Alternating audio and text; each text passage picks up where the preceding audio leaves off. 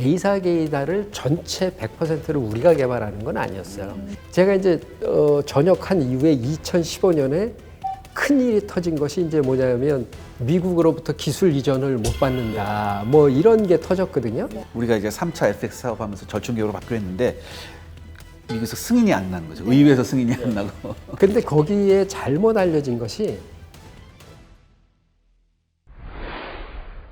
이게 우리가 이제 뉴스를 통해서 많이 들은 이야기들 말고 단장님만 알고 계시는 이런 개발 비사 같은 거 있으면 전달해 주시죠. 되게 많죠. 아, 그래요? 엄청나게 많죠. 네. 그 처음에는 제가 2013년에 이제 현역으로서 이 계획을 수립을 했을 때는 A사 게이다를 전체 100%를 우리가 개발하는 건 아니었어요.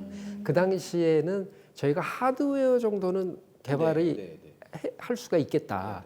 그러나 그것에 대한 소프트웨어는 조금 어렵다라는 그런 생각을 많이 가졌거든요. 그래서 소프트웨어가 문제군요. 그렇습니다. 그래서 제가 2014년에 이제 전역하기 전에 이 계획을 수립하고 방위사업청 그 방위사업 추진위원회 승인을 받았을 때는 일부 국산화 그리고 가면서 100% 국산화를 하겠다라고 했는데 제가 이제 전역한 이후에 2015년에 큰 일이 터진 것이 이제 뭐냐면 미국으로부터 기술 이전을 못 받는다. 뭐 이런 게 터졌거든요. 우리가 이제 3차 FX 사업하면서 절충계획으로 바뀌려 했는데 미국에서 승인이 안 난 거죠. 의회에서 승인이 안 나고. 근데 거기에 잘못 알려진 것이 언론에는 이 A사 레이더를 만들어주는 기술을 미국이 승인해줬다 이거였는데 사실은 그건 아닙니다. 이 A사 레이더는 원래 우리가 만드는 거였고요. 미국이 승인 안 해준 것은 이 A사 레이더와 KF-21의 미션 컴퓨터와 연동시켜주는 이 연동 기술이 대단히 어렵거든요. 네. 그래서 그것의 문제였는데 이제 언론이라든가 국회 여기서 다급해지니까 그 우리가 다 만들겠습니다. 이 얘기를 하셨더라고요. 그래서 제가 이제 2016년에 사업 단장을 맡고 이걸 어떻게 만들겠습니까? 했더니 소위 컨틴전시 플랜, 우발 계획을 다 짜서 정말 저 하늘이 도운 것처럼 잘 진전이 됐고 진전이 되면서 그 중에 하나 이제 비하인드 스토리로 말씀드릴 수 있는 것은 어느 정도의 그 형태를 만들었지 않습니까? 그러면 그 형태를 항공기 업체하고 카이하고 이제 조율을 해야 되는데 그때 세게 붙었던 것이 뭐냐면 한국항공은 이거는 스텔스는 아니지만 그래도 탐지 능력이 적어야 된다. 그러니까 피탐 능력. 네, 피탄 능력이 적어야 된다라는 그 얘기를 했는데 이 항공기에서 가장 많이 전파를 반사시키는 것이 레이더입니다. 레이더가 둥그런 게 앞에 그냥 있잖아요. 그 다음에 캐노피, 그 다음에 수직꼬리 날개, 그 다음에 공기를 빨아들이는 인테이크. 인테이크에 여기에 이 터빈 블레이드가 돌아가니까 그것들을 반사시키는데 거기서 한국항공이 얘기한 것은 레이더를 눕힙시다. 눕히면은 반사가 바로 직진해서 가지 않고 난반사가 되지 않겠습니까? 그러면 눕혔을 때의 문제는 뭐냐면 탐지 거리가 줄어들 가능성이 있습니다. 왜냐하면 출력이 줄어들기 때문에. 그러니까 ADD는 또 극구 우리의 작전 요구 성능은 그러면 뭐 미트 못할 수 있다. 아니다 해서 그것을 이제 조율을 한 것이 그러면 눕히는 눕히되 적정 수준에서 눕혀야 되겠다라고 이제 거기서 저희 방위사업청에서 조율을 했고 그거를 또 국방과학연구소가 받아들여서 눕혀 있습니다. 지금 현재 눕혀 있고 그래서 국방과학연구소는 이제 작전 요구 성능을 못 맞출 것 같으니까 레이더를 보내고 받는 이 TR 모듈의 개수를 좀 더 많이 집적을 하는 그러한 기술을 발휘를 해서 지금 들어보니까는 공군이 요구한 작전 요구 성능보다 훨씬 더 잘 나온다라고 얘기를 합니다. 그다음에 한국항공이 개발을 하면서 전 세계에 한 2군데 업체만 가지고 있는 아이언버드라는 게 있습니다. 아이언버드는 뭐냐면 항공기 안에 들어가는 각종 유압, 그러니까 날개 움직임 뭐 이런 것들을 지상에다가 다 만들어 놓은 거거든요. 그렇게 되면 실제로 지상에서 그런 것들을 움직여 보면서 실제 우리가 알고 있던 데이터를 집어넣으면 얘가 실제로 그렇게 작동이 되는지를 볼 수 있고 그다음에 공중에서 어떤 결함이 나오면 그 데이터를 넣었을 때 동일한 결함을 또 추적할 수 있는 그런 형태인데 그거를 누가 만들어 주질 않거든요. 그게 전부 기술 제한된 수출 제한 품목이기 때문에 그래서 제가 한국항공한테 그거 어떻게 하실 겁니까? 그랬더니 그것이 있는 그 항공회사에 가가지고 다른 업무로다 해서 가서 보고 아 이게 구성은 어떤 식으로 되어 있고 눈도장을 다 찍고 너는 뭘 봐? 너는 뭘 봐?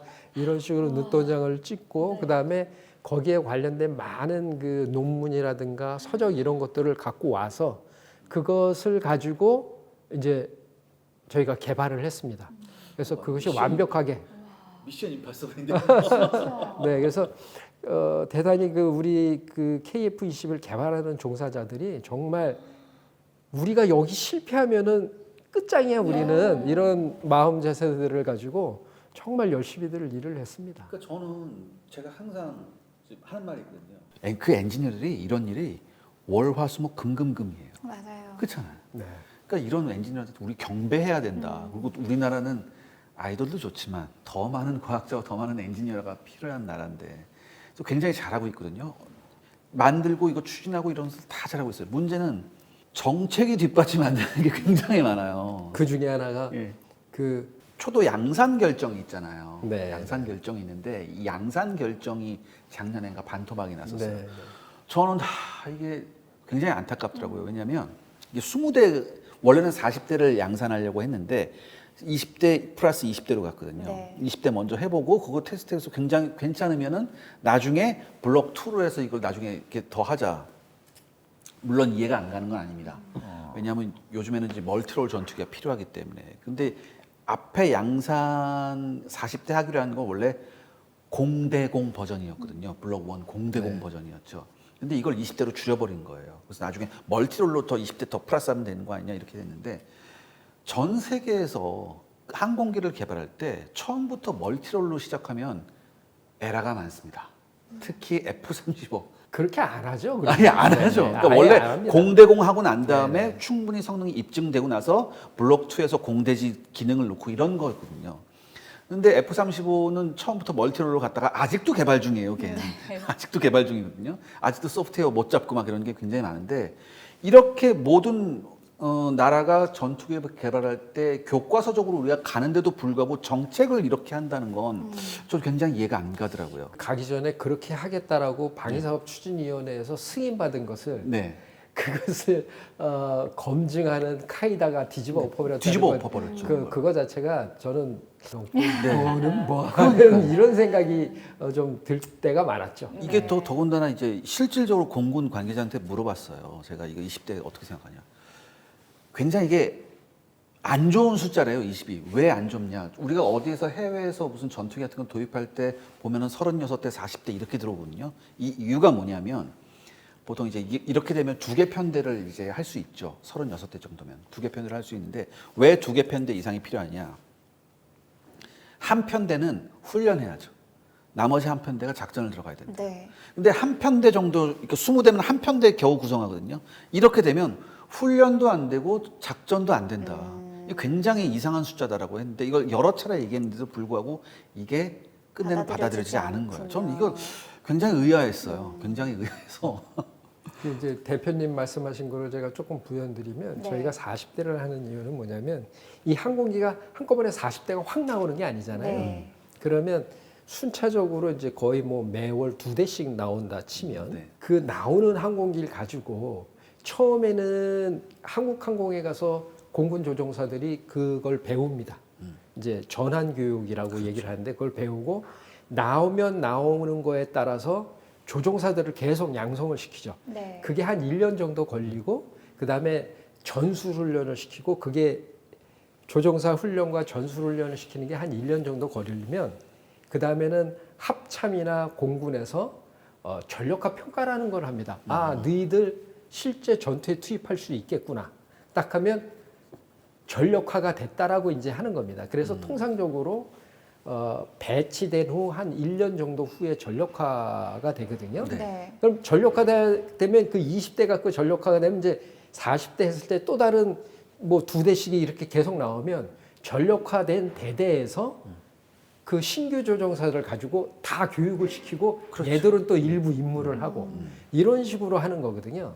근데 만약에 20대 분이 안 나오고 나중에 계약을 또로 한다.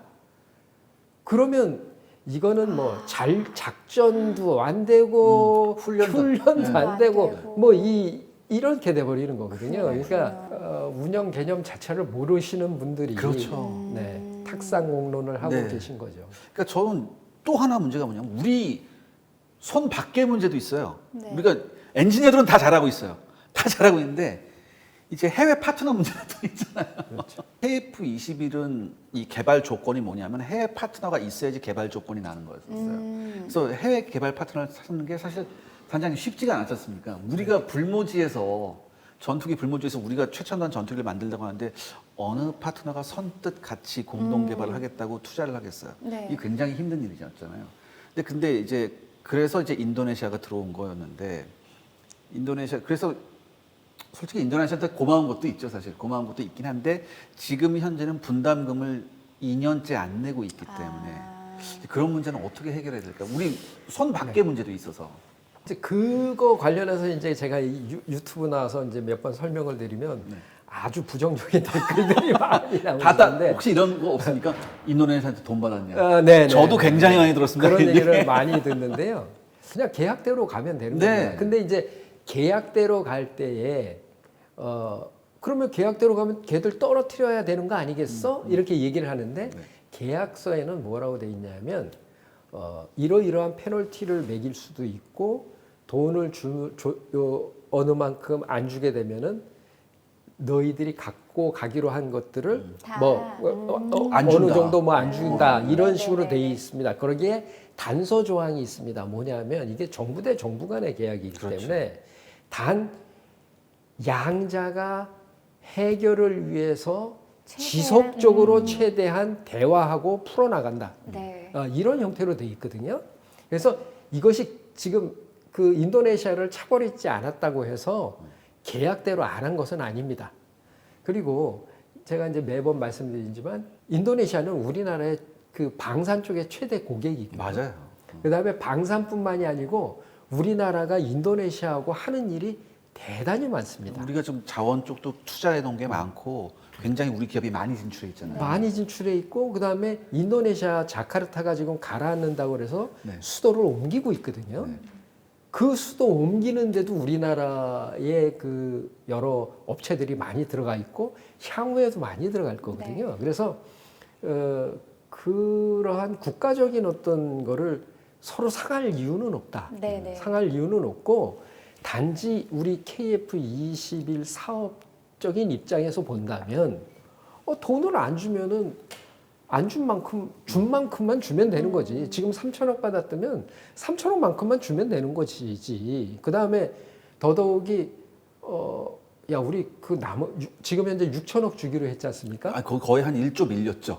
그런데 이제 우리 그 1조는 못 주고 6천억으로 6천억 하자. 준다. 네. 근데 근데 그것도 이제 뭐 여러 가지 얘기했습니다. 뭐 차관으로 한다는 얘기도 있고 뭐 딴 걸로 뭐 물품으로 준다는 얘기도 있고. 네, 근데 그 6천억 중에서 나머지 3천억 정도는 지금 받았으니까 그 나머지 3천억도 지금 못 받고 네. 있는 상태잖아요. 그러면 그 3천억도 우리 지금 못 주겠어. 그럼 우리 빠져나갈래? 그럼 빠져나가면 되는 그렇죠. 겁니다. 그런데 우리가 너희 가. 이거는 나중에 문제라기보다는 국가 간에 있어서 그 정도까지 할 필요는 없다라는 네. 거거든요. 우리가 손해 볼 게 없는데. 그러니까 쉽게 말해서 우리가 깨빡칠 일은 없죠. 그렇습니다. 예, 방산 사업이 바로 그런 특성이 있어요. 우리 단장님께서 말씀하셨듯이 국가 대 국가예요.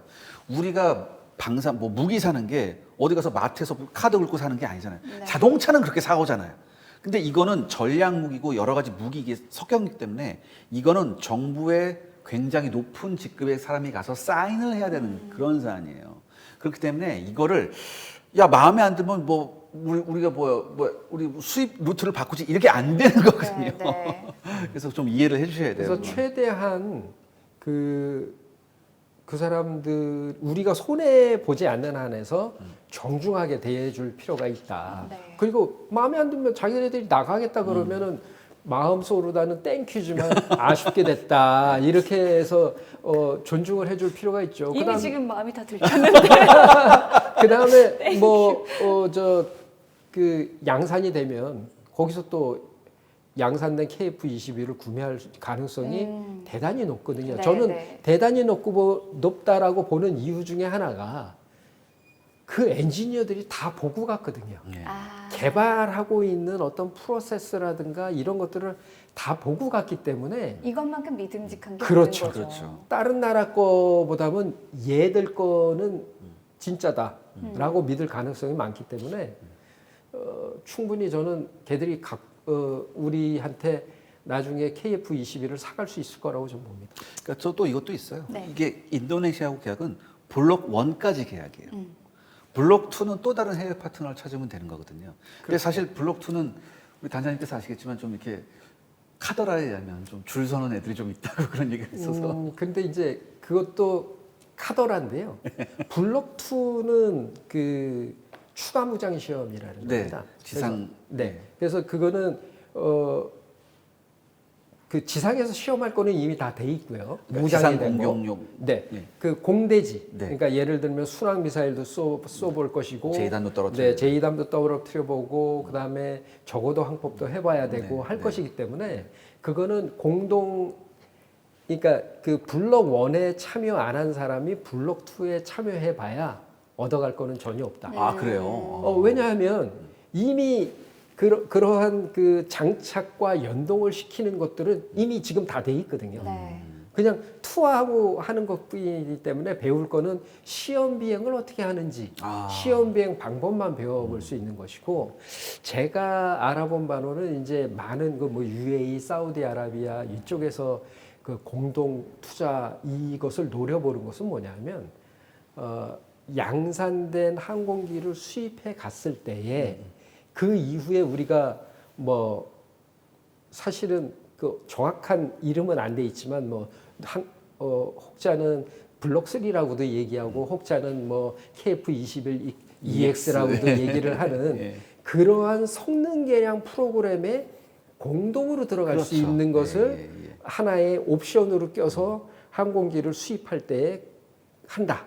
이런 측면이 훨씬 더 강할 거라고 봅니다. 여기서 그럼 왜 UAE하고 사우디가 나오냐 네. 이걸 우리가 살펴봐야 되는데 사실 UAE나 사우디는 미국의 맹방이에요. 중동에서 미국에 굉장히 가까운 사이였는데 첫 번째 그럼에도 불구하고 미국의 대중동 정책에서 1순위는 이스라엘입니다. 근데 이스라엘이 네. 주변국의 공군력이 자기들보다 강해지는 걸 원치 않아요. 않죠. 네. 그래서 미국이 최신의 F-35 스텔스 전투기를 이스라엘한테는 판매했지만 사우디하고 UAE는 판매를 안 했어요. 네.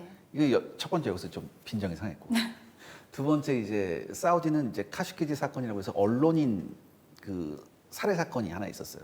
이것 때 바이든 정부가 굉장히 강력하게 나갔었거든요. 그래서 이것 때문에도 좀 사이가 좀 안 좋았어요. 그렇다면 사우디하고 UAE 입장에서 그렇다면 F-35의 대안을 찾아봐야 되잖아요. 왜 대안을 여기 있습니다. 여기 이거죠. 주모, 국뽕 한 사발 주시오. 여기서 얘기 나오는 건데 특히 사우디는 그 아랍의 맹주를 놓고 쉽게 말해서 그 무슬림 맹주를 놓고서 이란하고 대결하고 있잖아요. 근데 이란이 최근에 러시아제 수호이 35 전투기를 들여온다고 했거든요. 그래서 사우디 입장에서 불안한 거예요. 저거를 좀 제압할 수 있는 훨씬 성능 좋은 최신의 전투기를 들어야 되는데 F-35가 안 돼? 그럼 이제 다른 쪽을 찾게 되는 거죠. 그때 방금 말씀하셨죠. 그렇죠. M이 나오는 거죠. 아니 근데 이 KF-21이 이제 4.5세대. 네. 제가 근데 4.5세대라고 들었는데 4.5세대 들었거든요. 저 그 영상 봤어요. 예. 너무 아쉬워서 예. 4.75세대. 근데 엔지니어들은 자존심 상해하더라고요. 아닌데 막 이러면서. 4.8? 예. 4.75. 4.99? 아니 뭐 이러다가 뭐 왜냐면- 원주율처럼 4.7587 뭐 이렇게. 단장님도 아실 거예요. 이게 실험을 실제로 해봤다고 하더라고요. 이렇게 비행기 뜨거나 이럴 때 이렇게 네네. 해봤는데, 이렇게 이런 얘기가 좀 있어서. 그래서 이 한국 공군이 5세대 혹은 그 이상의 이제 완벽한 스텔스 전투기로 가기 위해서는 네. 가장 중요한 요소가 어떤 거라고 보시나요? 저는 엔진이라고 보고요. 맞아요. 엔진. 네. 엔진을 엔진. 우리가 만들 네. 수 있어야지. 그다음에 지금 414 엔진보다 훨씬 더 강력한 그 거. 강력한 엔진을 만들 수 있어야지 스텔스 능력이 된다라고 보고요. 네.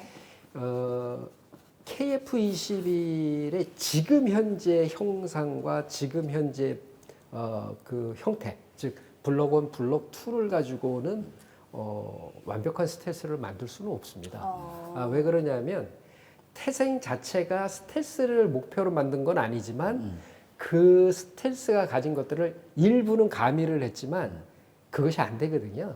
그래서 예를 든다면 저희가 처음에 개발을 할 때 모든 안테나를 그 동체에 부착시키는 동체 일체화, 그걸 컨포멀 안테나라고 하는데 그거를 해보려고 했더니 그것도 기술 통제에 걸려서 저희가 얻을 수가 없었고요. 그런 등등 때문에 이제 어려운데, 그래서 만약에 스텔스가 된다라고 하면 우리가 국산 성능 좋은 엔진을 가지고 별도의 그 KF-21 기반의 그 항공기 설계를 해서 만들어야 된다. 그것이 이제 블록 3가 됐든 EX가 되든 할 겁니다. 네. 그래서 거기에 가장 큰 먼저 제 개인적인 생각에는 우선해야 될 것이 엔진의 개발입니다. 왜냐하면 지금 유럽이 됐든 지금 엔진을 공산권 말고 엔진을 생산할 수 있는 나라는 영국, 프랑스, 미국 이렇게거든요. 근데 그 나라들이 우리나라에 줄 수 있는 엔진은 딱 414 엔진 수준 정도. 그다음에 뭐 롤스로이스 같으면은 뭐 J200, J200인가요? 2000인가요? 요 정도 수준입니다. 요급 수준이기 때문에 F-35만 해도 한 3만 6천 파운드 정도 되거든요. 네. 그래서 3만 파운드급 이상의 그것이 나와야 어느 정도 스텔스도 되면서 F-35와 비슷한 그런 전자전 능력, 그다음에 시츄에이션 어웨어니스, 그러니까 상황 판단 능력 이런 거 등등을 다 갖출 수가 있을 것이다. 엔진이 가장 힘들어요. 가장 힘든데 저는 200% 동감하는 게 사실 스텔스 능력보다 훨씬 중요한 게 엔진이에요. 엔진 중에서도 일단 슈퍼크루즈라고 해서 초음속 순항 능력이라고 있거든요. 이게 쉽게 말할게요. 보통 전투기가 항상 초음속으로 나르는 건 아니에요. 아음속으로 나르다가 이제 교전 상태나 어떻게 빨리 가야 될 때 이제 애프터버너라는 걸 키면서 이제 초음속으로 가게 되는데 이렇게 되면 엔진 연료가 많이 들죠. 연료가 굉장히 많이 소모됩니다. 네. 그러니까 2배 내지 예. 2.5배 정도가 이렇게 들어가니까. 되면 작전 영공에 머무를 수 있는 시간이 줄어들죠. 줄어들죠. 네. 그렇기 때문에 이런 애프터버너를 키지 않고도 초음속으로 비행할 수 있는 능력이 바로 슈퍼크루즈 초음속 순항 능력이에요. 이게 굉장히 중요하거든요. 여러 나라에서 이제 이 초음속 순항 능력에 대해서는 논문이 나왔는데 그걸 대충 한번 이제 정리해 보면 속도가 0.5 정도, 마하 0.5 정도 차이가 났을 때 공중전에서 붙었을 땐 이 공중전의 우위가 거의 2배에서 3배까지 납니다. 그래요? 그러니까 쉽게 말해서 좋은 엔진을 달고 빨리 먼저 좋은 위치에 가서 현점에서 네. 전투를 하는 게 공중전에서 결정적이거든요. 이러기 위해서는 엔진이 가장 중요한 요소죠. 우리가 지금 KF-21을 만들면서 모든 부분에서 엔지니어들이 굉장히 많은 노력을 했고요. 그 결과가 나왔는데 그럼에도 불구하고 단 하나 아쉬운 게 뭐냐라고 하면 네. 엔진에 대한 얘기를 하는 분이 가장 많죠. 그래서 지금 우리나라 업체들도 우리 손으로 만든 국산 엔진, 그리고 더 나아가서 우리 손으로 만든 초음속 순항이 가능한 엔진을 만들려고 아직도 지금 이 시간에도 월화수목 금금금을 하고 있습니다. 지금 올 초에 그 방위사업청에서 그 계획을 발표를 네, 했습니다. 발표를 발표를 했죠. 했고, 네. 근데 이제 단지 아쉬운 것은 뭐냐면 여러 가지 방법을 좀 동원해서 빨리 개발을 해야 되는데 예산을 좀 뭐 그 예산은 뭐 그거는 또 차지하고더라도 계획 자체가 14년 걸린다는 겁니다. 네. 근데 그 14년이 비행 테스트 하기 전까지 단계가 14년이 걸린다는 거거든요. 그렇다면 14년이면 지금 언제입니까? 40년, 그러니까요. 40년이 2040 된다는 년. 건데, 그래서 그거는 최대한 좀 빨리 앞당길 수 있는. 근데 업체들 얘기를 들어보면 네. 대단히 자신감이 넘치고 네, 두, 네. 두산 에너빌리티나 한화 네. 에어로스페이스는 대단히 자신감이 넘치기 때문에 그걸 빨리 할 수 있다라고 얘기를 하거든요. 최근에 그러니까 두산 에너빌리티, 그러니까 항공 쪽의 두산 에너빌리티는 좀 약간 생뚱맞을 수 있는데 거기에 가스터빈 엔진을 만드는 회사거든요. 근데 가스터빈 엔진을 만들면서 여러 가지 소재 공학에 대한 여러 가지 노하우가 있더라고요. 그 그렇습니다. 회사가. 네. 이게 엔진 만드는 게 가장 힘든 게 뭐냐면 소재예요. 소재죠. 고열, 1000도 이상의 고열을 견뎌야 하거든요. 근데 우리도 그런 기술이 어느 정도 좀 축적이 된 상태거든요. 그러니까 예산도 예산이거든요. 특히 R&D 예산 같은 경우에 사실 우리나라 높으신 양반들이 현대전의 뭐 기술적 이해도 이것까지 안 바래요. 이것까지 안 바라고요. 아, 세상이 지금 이렇게 돌아가고 있으니까 이런 게 굉장히 중요한가 보다. R&D가 굉장히 중요하다. 그래서 그것만 인식하고 그럼 이걸 우리도 이렇게 해야 되나? 한번 생각이라도 해봤으면 좋겠어요. 네. 네, 전 그 이해까지는 바라지도 않아요. 나 그건 포기한 지 오래거든요. 좋습니다. 오늘 이제 KF21과 함께 우리나라 공군력에 대해서 조금 살펴봤는데요. 마지막으로 좀 한마디 전해주고 싶은 말씀 있으시다면 부탁드리겠습니다. 네. 제가 이제 말씀드리고 싶은 것은 지금 현재 저희의 문제는 뭐냐 하면 아시는 것처럼 KF21이 7번의 사업 타당성 검토 뭐 등등등등을 통해서 상당히 한 16년 정도 지연돼서 그렇죠. 왔지 않습니까? 네. 그러다가 보니까 항공기에 장착하는 무장 개발이 하나도 없었어요. 네. 하나도 없었다는 거죠. 그래서 최근에 이제 금년에만 해도 단거리 공대지 미사일 사업이 착수가 됐고, 네. 그 다음에 장거리 공대지 미사일 사업이 이제 착수가 될 예정입니다. 그렇게 되면 그것들이 2030년 후반에나 완료가 됩니다. 개발이. 네. 저는 제일 안타까운 것이 그때 되면은 KF21이 양산이 다 끝날 텐데 그렇죠. 120대 양산이. 그리고 공대공 미사일은 이거는 기본 무장이거든요. 네. 공대지 무장을 달아도 공대지 미사일을 달아야 되는 기본 무장이기 때문에 양산에서 납품할 때는 반드시 그 공대공 미사일을 해와야 되는데 전량을 다 해외에서 사와야 될 거라는 문제가 되는 겁니다. 그래서 지금 뭐 그게 될는지는 모르겠지만은 네. 최대한 좀 개발 기간을 좀 당겨서 네. 최소한 우리 KF21에 장착을 시킬 수 있는 그것이 뭐 후속 양산이 됐든 언제가 됐든 간에 그런 노력이 좀 필요할 것이다 라고 생각을 하고, 두 번째는 앞으로는 이런 것들의 문제성을 좀 잘 보시고 6세대가 됐든 5세대의 그 항공기 개발이 됐든 간에 장기적인 플랜을 세워놓고 그것이 좀 흔들리지 않고 돈도 가고 그 다음에 단계적으로 핵심 기술 연구 개발, 시험 개발, 체계 개발 이런 단계적으로 좀 쭉 갔으면 좋겠다. 이것이 무슨 뭐 육해공군 논리에 따라서 뭐 올해는 북한이 미사일 발사를 많이 했기 때문에 KMD 쪽으로 가야 돼. 뭐 이렇게 가면은 어느 하나도 제대로 완벽하게 할수 제대로 없죠. 못 간다. 그래서 장기적인 어떤 플랜을 세워서 그대로 좀 갔으면 좋겠다 하는 그런 말씀을 드리고 싶습니다. 사실 네. 제가 말씀드렸잖아요. 이해도가 없다. 이해도가 없어. 그래서 저는 지금 이 말을 좀 바꿔 말하면 큰 그림을 그릴 줄 알아야 되거든요. 네. 어떤 이 국가의 핵심 목표와 이익이 뭔지 알고 거기에 대한 흔들리지 않은 큰 그렇습니다. 그림을 그리고 가야 되는데 참 뭐 여러 가지 걱정이 앞섭니다. 네. 아무튼 최소한 KF21이 끝날 때까지만이라도 거기에 좀 같이 인볼브를 해서 네네네. 좀 KF21 블록 2가 완성되는 거를 좀 한번 네. 보고 싶은 네. 그런 열망이 있는데 네. 그게 될지 잘 모르겠습니다. 3파 역할 하셨으니까 이제 끝까지. 기르는 것도 한번 네, 하셔야죠. 네. 좋습니다. 현재 국제 안보 환경의 불확실성이 갈수록 심화되고 있습니다.